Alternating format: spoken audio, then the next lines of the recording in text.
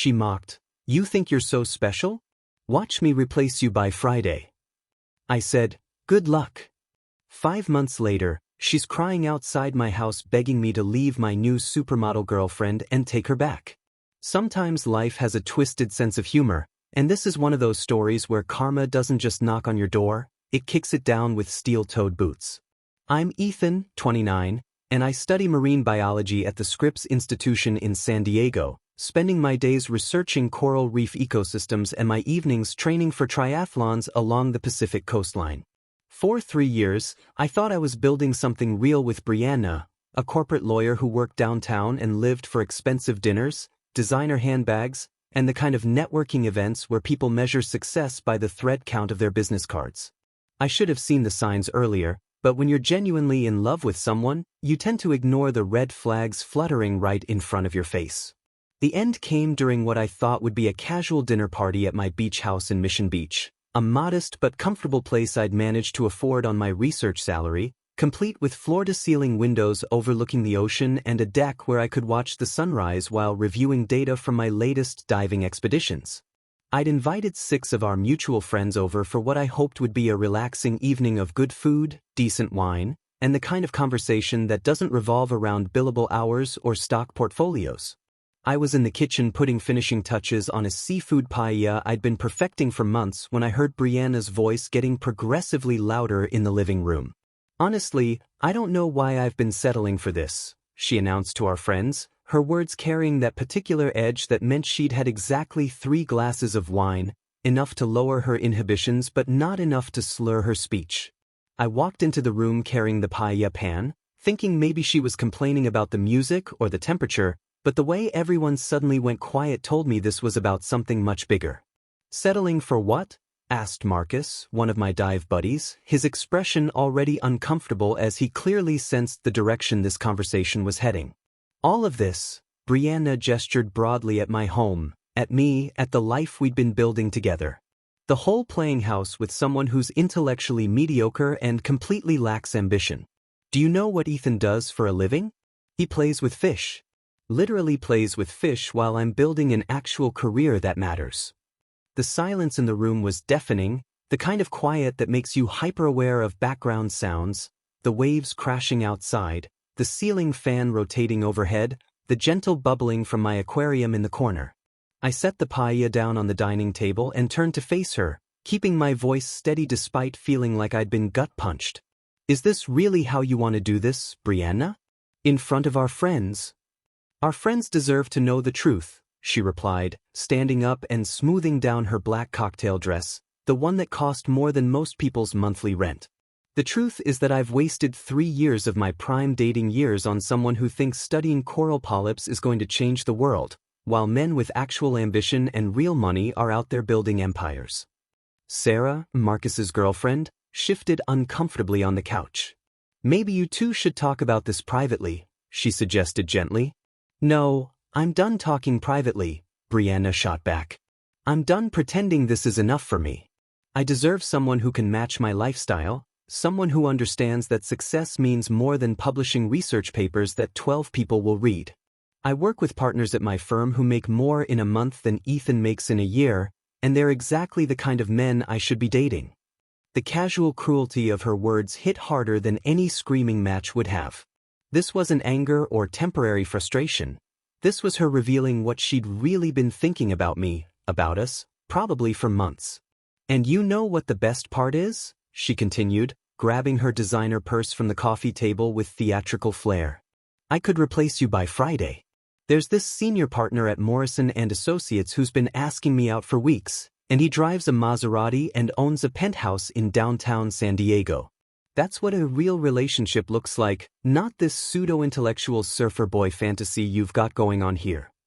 I stood there for a moment, processing the fact that the woman I'd been planning a future with had just announced to our friends that she'd been entertaining offers from other men while sharing my bed. The paella was getting cold, but somehow that seemed like the least important thing in the room right now. Well, I said finally, my voice surprisingly calm, good luck with that. The simplicity of my response seemed to catch her off guard. She'd clearly been expecting tears, begging, maybe a dramatic plea for her to reconsider. Instead, she got 4 words delivered with the same tone I might use to wish someone well on a job interview. "That's it," she demanded, her perfectly applied makeup starting to show cracks around the edges. 3 years together and that's all you have to say? What would you like me to say, Brianna? That I'm devastated you think so little of me? That I'm shocked you've been shopping for my replacement while living in my house and eating my food? You've made your feelings pretty clear. She grabbed her keys from the side table with enough force to send my collection of sea glass rattling. You're going to regret this, Ethan. When you're still playing with your little fish tanks in 10 years and I'm married to someone who actually matters, you'll remember this moment and realize what you lost. I'll try to cope with the disappointment, I replied, walking to the front door and holding it open for her. Your stuff will be packed and ready for pickup tomorrow. As she walked past me, trailing expensive perfume and wounded pride, she paused in the doorway. You think you're so special, don't you? Like your research actually means something to anyone besides yourself. Well, here's a reality check. You're nobody special, and you never will be. The door closed behind her with a satisfying click, and I turned back to face my friends, who were all staring at me with expressions ranging from sympathy to admiration.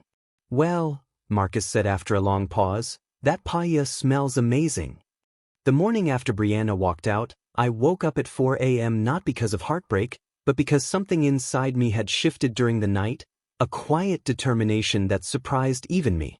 I pulled on my wetsuit and headed to La Jolla Cove for what would become the first of hundreds of punishing training sessions that would transform not just my body, but my entire approach to life. The Pacific was cold and unforgiving in the pre-dawn darkness, exactly what I needed to shock my system out of the comfortable routine I'd fallen into over the past 3 years. I'd always been a decent swimmer and occasional cyclist, but now I threw myself into training for the Ironman World Championship in Kona with the intensity of someone who had something to prove, not to Brianna, but to myself. My daily routine became almost monastic in its discipline. 4 a.m. ocean swim for 2 miles in the choppy waters off Mission Beach, followed by a 60-mile bike ride through the coastal mountains, then a 10-mile run along the Strand while most of San Diego was still sleeping. The physical exhaustion was therapeutic, burning away years of self-doubt that I hadn't even realized were weighing me down. My colleagues at Scripps noticed the change immediately, not just the 20 pounds of muscle I'd added to my frame or the way I moved with newfound confidence, but the laser focus I brought to my research projects. I started working 14-hour days on a groundbreaking coral restoration initiative that could revolutionize how we approach marine conservation, collaborating with research teams from Australia, Japan, and the Maldives through video calls that often ran until midnight. Dr. Patricia Williams, my department head, pulled me aside after a particularly intense presentation to the National Science Foundation Review Board. I don't know what happened to you over the past few months, Ethan, but you've found your calling, she said, reviewing the preliminary data that showed our experimental coral grafting techniques were showing promise beyond our wildest projections. This research could change how we approach reef conservation globally. The irony wasn't lost on me that Brianna had mocked my work as meaningless just as I was on the verge of a breakthrough that could impact millions of people who depended on coral reef ecosystems for their livelihoods. But I wasn't doing this to prove her wrong. I was doing it because I'd finally stopped apologizing for caring about something that mattered. In the evenings, when I wasn't reviewing research data or planning the next day's training session, I started taking salsa dancing lessons at a studio in Hillcrest, something Brianna had always dismissed as hobbies for people without real careers. The instructor, Carmen, was a former professional dancer from Colombia who worked me harder than any of my triathlon coaches, demanding precision and passion in equal measure. You move like you're afraid to take up space, she observed during my third lesson, adjusting my posture with the kind of directness I'd grown to appreciate. Stop apologizing with your body. I also signed up for jazz piano lessons with an old musician named Frank who taught out of his cluttered apartment in North Park, surrounded by vinyl records and the kind of musical instruments that had stories attached to them. My fingers were clumsy at first, unused to the complex coordination required to make music instead of typing research notes, but there was something deeply satisfying about creating something beautiful instead of just analyzing it. Music is like science, Frank told me during a lesson where we were working on a Miles Davis piece that had been giving me trouble. It's all about patterns and relationships, but you have to feel it to make it real.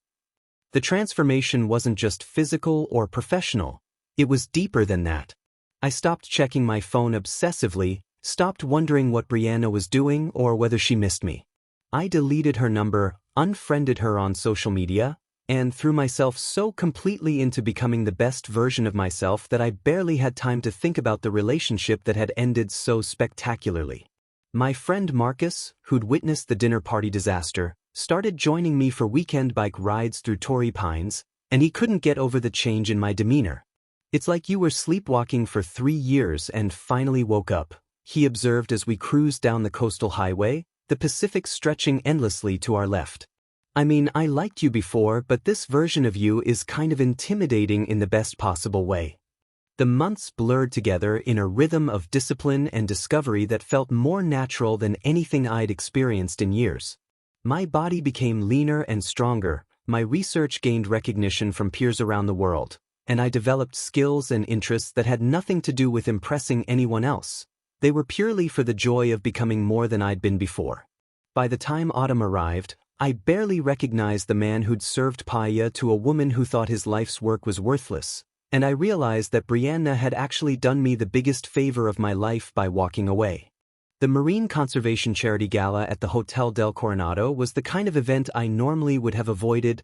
Too much schmoozing, too many people in expensive clothes talking about saving the ocean while sipping champagne that cost more per bottle than most families spent on groceries in a month. But Dr. Williams had insisted I attend since our coral restoration project was being featured as one of the evening's highlighted research initiatives, and I'd learned to trust her judgment about which professional obligations were worth my time. I was standing near the silent auction display, examining a photograph of bleached coral that looked remarkably similar to the specimens we'd been working to rehabilitate, when I heard someone speaking fluent Spanish behind me with an accent that sounded distinctly Mexican. "La destrucción de los arrecifes de coral es una tragedia que afecta a toda mi comunidad," the voice was saying, discussing how coral reef destruction affected coastal communities with a passion that caught my attention immediately. I turned around and found myself looking at possibly the most beautiful woman I'd ever seen in person, tall, with dark hair that caught the light from the chandeliers overhead, wearing a simple black dress that somehow managed to be both elegant and understated. But it wasn't her obvious beauty that stopped me in my tracks, it was the genuine emotion in her voice as she spoke about environmental issues that clearly mattered deeply to her. "Perdón," I said, switching to my admittedly rusty Spanish. "I couldn't help but overhear your conversation about coral reef conservation. Are you familiar with the restoration work being done here in San Diego?" She turned toward me with a smile that was both surprised and pleased. "You speak Spanish," she said, switching to English with just the faintest accent. "And yes, I was just reading about the innovative grafting techniques being developed at Scripps. Fascinating work, though I imagine most people at events like this don't really understand the science behind it." "Most people at events like this don't really understand much about the ocean beyond which restaurants serve the best seafood," I replied, then immediately worried I'd sounded too cynical. "Sorry, that came out more bitter than I intended." "No, you're absolutely right," she laughed, a genuine sound that cut through the polite chatter surrounding us. "I've been to too many charity galas where people write checks to feel good about themselves but never bother to learn what they're actually supporting. I'm Isabella Rodriguez, by the way." "Ethan Parker. And I have to ask, are you involved in marine conservation professionally, or is this a personal interest?" "Personal, but deeply personal," she said, accepting a glass of water from a passing server while declining the champagne. "I grew up in a fishing village outside Puerto Vallarta, and I've watched climate change destroy the reefs that my community depended on for generations. My grandfather was a fisherman who taught me to dive before I could properly swim, and he used to tell me stories about coral gardens that looked like underwater rainbows. By the time I was a teenager, those same reefs looked like underwater graveyards." I found myself completely absorbed in her story, the way she spoke about environmental destruction with scientific understanding rather than vague emotional platitudes. "What do you do now?" I asked, genuinely curious about someone who clearly understood the complexities of marine ecosystems.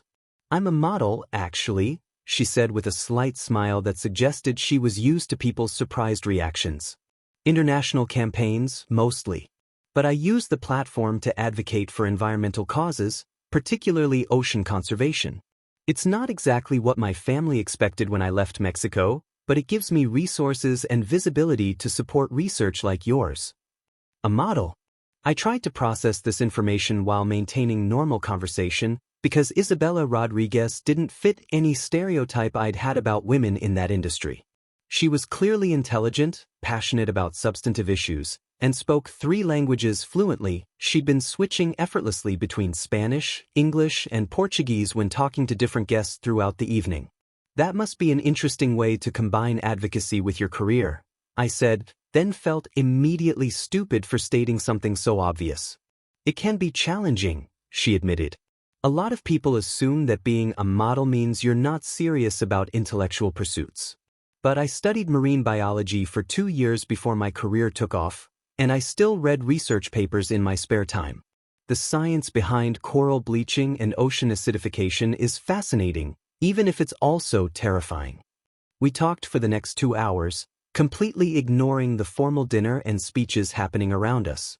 Isabella asked thoughtful questions about my research that showed she genuinely understood the methodology behind coral grafting, and she shared insights about how environmental changes were affecting coastal communities throughout Latin America in ways that government reports rarely captured. When the evening was winding down, I found myself not wanting the conversation to end. This might sound presumptuous, I said, but would you be interested in seeing some actual coral restoration work? I'm diving at La Jolla Cove tomorrow morning to check on our experimental grafts, and I could use someone who actually understands what they're looking at. You want to take me diving? She asked, her eyes lighting up with genuine excitement. I haven't been underwater in months, but I'm PADI Advanced certified. What time should I meet you? The next morning, as we suited up on the beach at La Jolla Cove, I watched Isabella check her equipment with the methodical precision of someone who'd spent serious time underwater. She moved through her pre-dive routine like a professional, testing her regulator and adjusting her buoyancy compensator with the kind of muscle memory that only comes from extensive experience. Ready? I asked, pulling on my mask and fins. I've been ready since you asked me yesterday, she replied, walking backward into the surf with the confident gait of someone completely comfortable in the ocean. Underwater, Isabella was even more impressive. She had perfect buoyancy control, staying precisely positioned above the coral colonies without disturbing the delicate polyps we were monitoring. When I showed her the grafting sites where we'd attached healthy coral fragments to damaged reef structures, she examined them with the careful attention of someone who understood both the science and the significance of what we were attempting. We spent 40 minutes underwater, documenting the progress of our experimental colonies and collecting water samples for pH analysis. When we finally surfaced, Isabella pulled off her mask with a grin that transformed her face from beautiful to absolutely radiant. That was incredible, she said, treading water beside me as we floated in the calm morning ocean. The way you've integrated the grafts with the existing reef structure is brilliant. Have you considered trying this technique with elkhorn coral species in warmer waters? As we swam back to shore, I realized I was falling for someone who could match my passion for the ocean, appreciate the complexity of my work, and challenge me intellectually in ways I hadn't experienced in years. While I was discovering what a real partnership looked like with Isabella, Brianna's confident predictions about upgrading her love life were spectacularly imploding in ways that would have been comedic if they weren't so predictable. Marcus, who worked in the same legal complex as Morrison and Associates, became my unwitting source of intelligence about her romantic disasters, sharing updates with the kind of morbid fascination people reserve for watching expensive cars crash in slow motion. Remember that senior partner she was so excited about? Marcus asked during one of our weekend bike rides through Torrey Pines. Turns out Richard Morrison was married with 3 kids and a wife who hired a private investigator to document his affairs. Brianna got served with a cease and desist letter at her office after the wife threatened to sue her for alienation of affection. Apparently, Richard had been using Brianna as his latest side piece while promising her a future that was never going to materialize, taking her to expensive hotels for afternoon encounters while feeding her lies about leaving his family. When his wife discovered the affair through credit card statements showing charges at restaurants Brianna had posted about on Instagram, the whole thing collapsed faster than a house of cards in a hurricane. The best part, Marcus continued, clearly enjoying the irony, is that Morrison's wife is apparently some kind of pharmaceutical heiress who could buy and sell the entire law firm. Richard got demoted to junior partner and Brianna got a reputation as the office homewrecker. But that was just the beginning of her romantic catastrophes. Her next target was David Chen, a prosecutor in the DA's office who drove a Tesla and lived in a downtown penthouse that looked impressive in Instagram photos. What Brianna didn't discover until their third date was that David had a serious cocaine habit that he funded by skimming money from his trust fund, and that his idea of a romantic evening involved lines of powder on his glass coffee table while he ranted about conspiracy theories. She called me crying at 2 a.m., Sarah, Marcus's girlfriend, reported after running into one of Brianna's former friends at a yoga class. Apparently, David got arrested during their dinner at Addison when undercover narcotics officers caught him dealing in the restaurant bathroom. She had to call an Uber to escape before the media showed up. The third disaster involved James Patterson, a real estate developer who seemed to check all of Brianna's boxes: wealthy, established, drove a Maserati, and owned multiple properties throughout Southern California. What she failed to research was that James was also a raging misogynist who treated women like decorative objects and expected his dates to remain silent while he held court about his business achievements. My friend Ashley went to some charity auction where Brianna showed up as James's date. Lisa, another mutual friend, told me when I bumped into her at Whole Foods. Apparently, he introduced her to people as my current model and wouldn't let her speak when anyone asked about her career. She looked absolutely miserable, but she stayed because she was trying to network with his wealthy friends. Each relationship lasted exactly long enough for these men to realize that Brianna was looking for a meal ticket rather than genuine connection, and for her to discover that wealthy men who pursue women based purely on looks often have serious character flaws that explain why they're single. Meanwhile, her professional life was falling apart with equal spectacle. The malpractice scandal that got her demoted involved a case where she'd been so distracted by her personal drama that she missed a crucial filing deadline, costing her client a seven-figure settlement and nearly resulting in disbarment proceedings. Her new role at the firm involved mostly document review and junior associate work, a humiliating step backward that came with a significant pay cut just when she needed money most to maintain the lifestyle she'd grown accustomed to. She had to move out of her fancy apartment in Little Italy, Marcus reported with barely concealed amusement. Now she's sharing a two-bedroom place in Claremont with some woman she found on Craigslist who keeps rabbits as pets. The apartment smells like hay and Brianna's allergic to fur. The social media documentation of her decline was perhaps the most pathetic aspect of the whole situation. Her Instagram feed, which had once featured carefully curated photos of expensive meals and designer outfits, devolved into increasingly desperate attempts to project happiness and success. She posted photos of grocery store sushi with captions about treating myself, pictures of her alone at expensive bars with claims about living my best life, and motivational quotes about knowing your worth that fooled absolutely no one who knew her actual circumstances. The comments on her posts are brutal, Sarah observed with the kind of secondhand embarrassment that makes you want to look away. People are calling her out for posting fake lifestyle content when everyone knows she's broke and desperate. Even her sorority sisters from college have stopped liking her photos. By winter, Brianna had been reduced to trolling dating apps and frequenting expensive hotel bars in downtown San Diego, wearing increasingly revealing outfits in desperate attempts to attract the attention of wealthy men who were smart enough to recognize gold-digging behavior from a mile away. Friends reported seeing her approach strangers at rooftop lounges with pickup lines about being a successful lawyer, only to be politely dismissed when background checks revealed her actual situation. She's become exactly what she always claimed to be too good for, Marcus observed during a particularly philosophical moment as we watched the sunset from his deck in Pacific Beach. A desperate woman chasing men for their money while having nothing substantive to offer in return. It's like watching someone become their own worst nightmare. The final insult came when she started dating Tyler Morrison, Richard's 22-year-old nephew who worked at a cell phone store in Mission Valley and still lived with his parents in Chula Vista. Tyler was young enough to be impressed by her law degree and inexperienced enough to think her expensive tastes made her sophisticated rather than entitled. She's driving around in his modified Honda Civic pretending it's a luxury car, Lisa reported with the kind of incredulous laughter reserved for situations too absurd to believe. And she posted a photo of them at Olive Garden calling it a romantic dinner at an Italian restaurant. The desperation is physically painful to witness. What started as occasional sightings around San Diego escalated into full-scale stalking that made me genuinely concerned for both my safety and Isabella's. The first incident happened at Scripps when I was working late in the lab, analyzing water samples from our latest coral grafting experiment. Security called to inform me that a woman matching Brianna's description had been asking the front desk about my schedule and trying to gain access to the marine biology building using increasingly elaborate lies about being my research partner. She claimed she was here to deliver important documents for your project, Officer Martinez explained when I came down to file a report. When we asked for identification, she got agitated and said you'd told her security clearance wasn't necessary.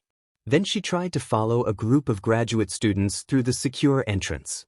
I showed him a photo of Brianna on my phone, and his expression immediately shifted to recognition. Yeah, that's her. She's been circling the parking lot in a beat-up Honda for about an hour, taking photos of your car and writing down license plate numbers.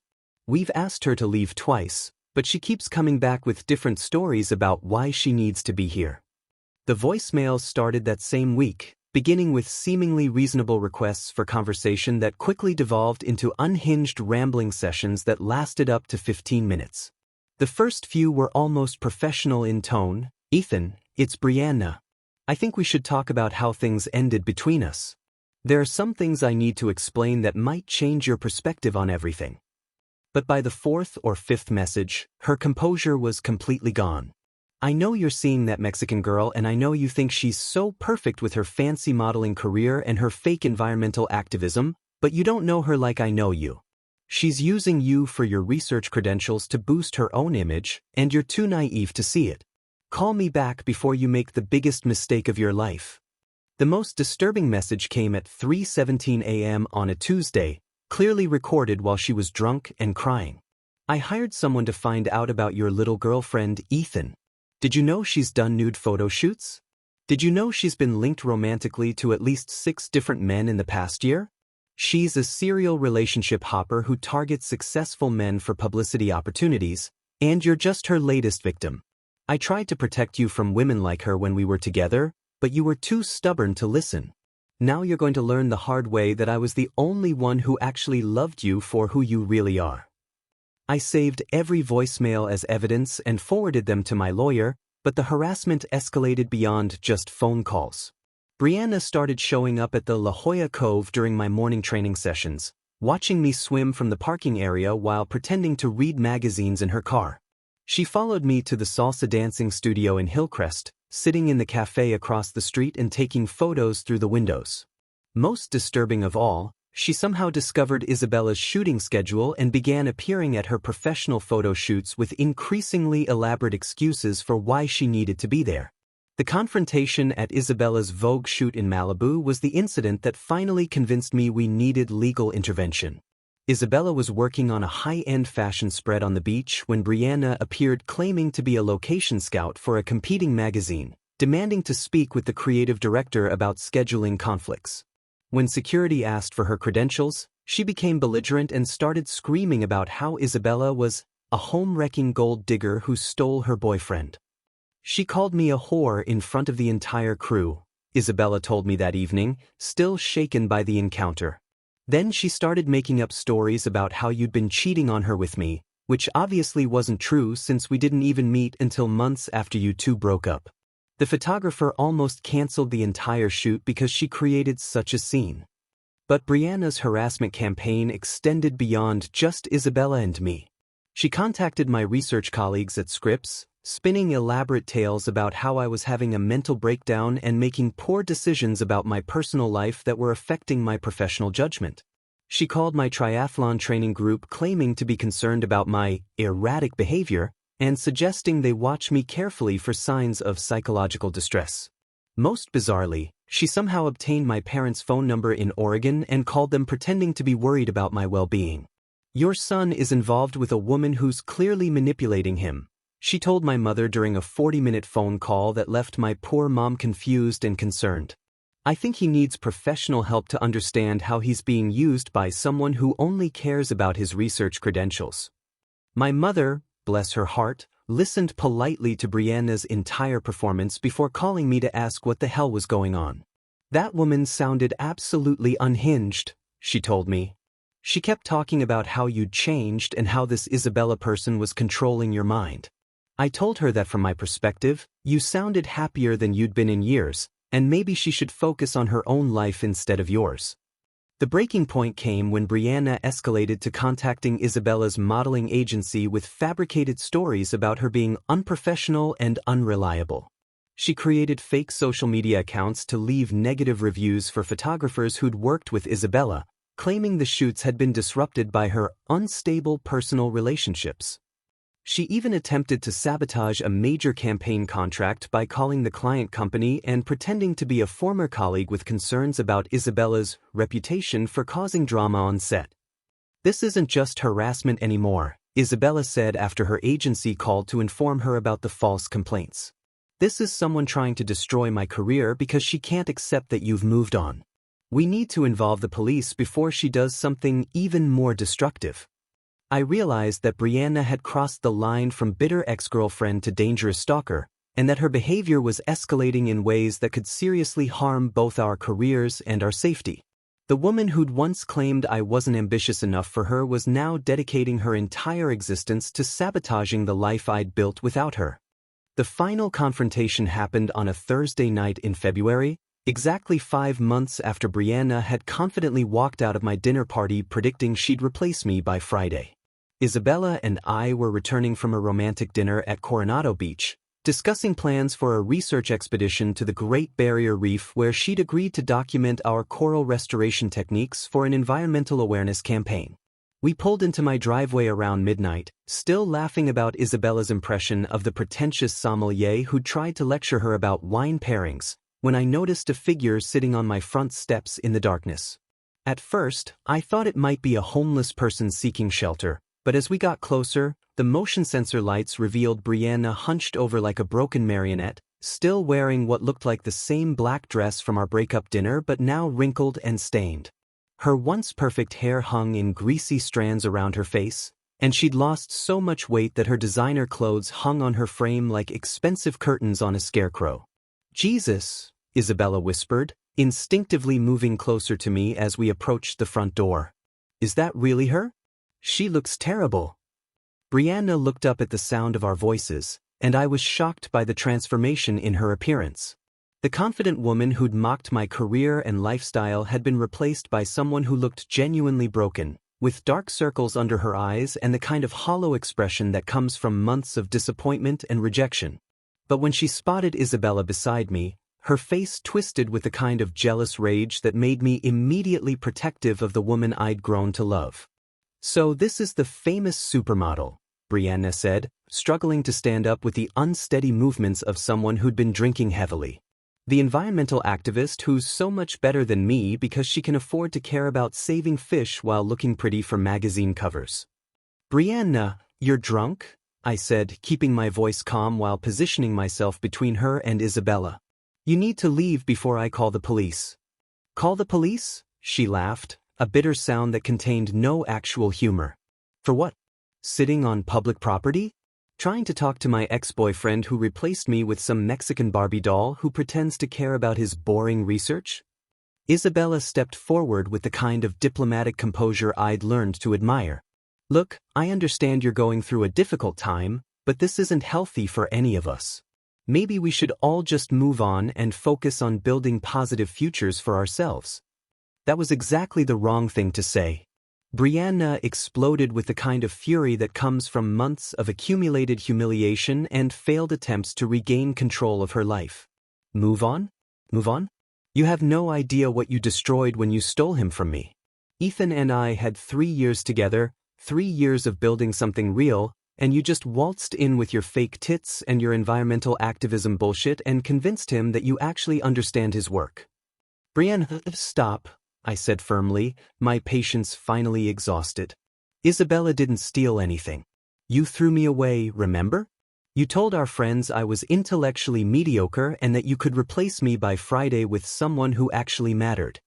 I was scared, she screamed, tears streaming down her face with the kind of raw emotion that might have moved me 6 months earlier.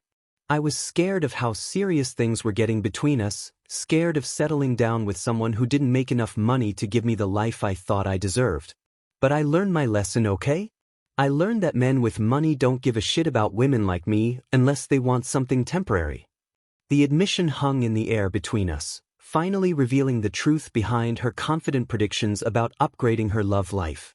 She hadn't left me because I wasn't good enough. She'd left because she was terrified of committing to someone who loved her for who she really was rather than what she could provide. And now, she continued, her voice breaking completely, now you're with someone who's everything I pretended to be. Beautiful, successful, intelligent, and she actually supports your dreams instead of making you feel small for having them. She's what I should have been, and I hate her for it. Isabella looked genuinely sympathetic, which somehow made me love her even more. Brianna, you don't hate me. You hate the choices you made, and that's something you need to work through with a therapist, not by harassing us. Don't psychoanalyze me, you pretentious bitch, Brianna snapped, all pretense of vulnerability disappearing. You think you're so much better than me because you look good in a bikini and can pronounce scientific words, but you're just another pretty face who'll dump him the moment someone richer comes along. That's when I finally lost my temper. 4 months, I'd remained calm and rational while Brianna stalked us, harassed our friends, and tried to sabotage our careers. But watching her attack Isabella, who'd done nothing but love and support me in ways Brianna never had, pushed me past my breaking point. You want to know the truth, Brianna? I said, my voice deadly quiet. Isabella supports my research because she actually understands it. She asks thoughtful questions about coral restoration techniques and marine ecosystem management because she cares about the same environmental issues I do. You spent 3 years mocking my work as playing with fish, and now you're angry that I found someone who thinks marine conservation actually matters. I took a step closer, making sure she could see the complete absence of regret in my eyes. You called me your financial safety net, remember? You said I wasn't marriage material and that real men drive Maseratis and own penthouses. Well, congratulations, you got exactly what you asked for. You wanted someone who prioritized money over everything else, and you found plenty of them. How did that work out for you? Brianna stared at me with the expression of someone who'd finally realized the magnitude of her mistake, but it was far too late for apologies or second chances. The woman who'd once claimed I should be grateful for her attention was now begging for scraps of affection from someone who'd moved on completely.